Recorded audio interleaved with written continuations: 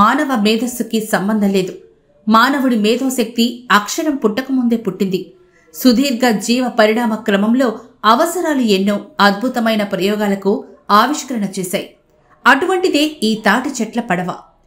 నేటి యుగం పడవలకు ముందు మెస్సపాతోనియా నాగరికత కాలంలోనే తాటి చెట్ల మానుబోలుతో పడవలు తయారు చేసుకుని సముద్రయానం చేసేవాళ్లని, నదుల్లో సరస్సుల్లో చేపలు పట్టుకుని జీవనయాత్ర చేసేవాళ్లని చరిత్ర చెబుతోంది.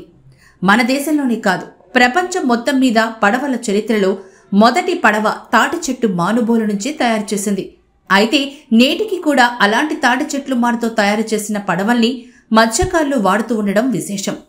టేకుతోనో, ఫైన్ లేదా ఓక్ చెట్ల కొయ్యతోనో పడవలు చేయాలంటే ఎంతో శ్రమతో కూడిన వ్యవహారం. కొన్ని రోజుల పాటు దానికి ప్రత్యేకమైన పనివాళ్లు శ్రమించాలి.